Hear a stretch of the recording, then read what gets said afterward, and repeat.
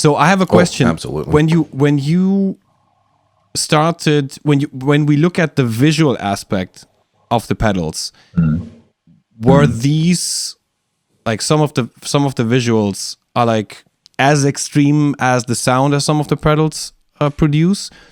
So were these conscious decisions, or are you looking for inspiration, or are you like how does the visual aspect of a pedal come together? I'm searching for one of the first pedals right now. Oh, you actually have an archive. That's cool. Yeah, with like prototypes and what other companies do. So I can compare as a reference and whatever. It's not just like noise and explosions. We do like the science stuff with our pedals. This was the first prototype of a pedal. Okay. Warsaw. What was later the Schwerkraft. Schwerkraft. Okay. And this was actually like Schwerkraft, but craft, gravity, like gravity, force. Yeah. Mm-hmm. Yeah.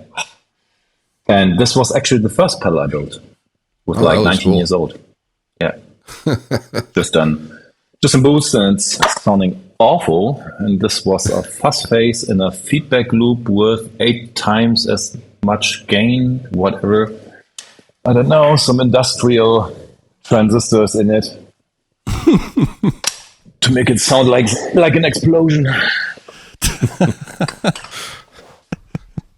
Yeah, but I was like way into Star Wars and Mad Max stuff, like old damaged electronics that are like totally fucked up, gaff tape all over.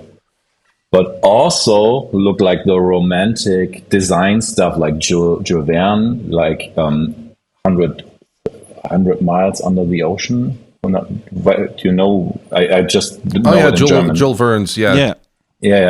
Like the boat from him, like very Da Vinci stuff, and like combining them together with my designer.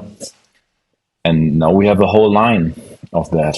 And we changed all designs this year to make it fit together and relevant and like 8 years later. Essentially, if you put all the pedals together, you'll get like sort of a complete image. Should look like that. Oh, okay. Ah, gotcha. There's a kaleidoscope coming, the new one. We didn't design new pedals. We redesigned pedals, and it was one of the best moves I did.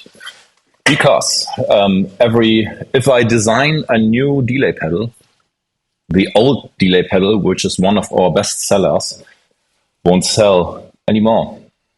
That good. It's a new risk. So what we do is every 2 or 3 years, we redesign the whole thing, do new stuff in it.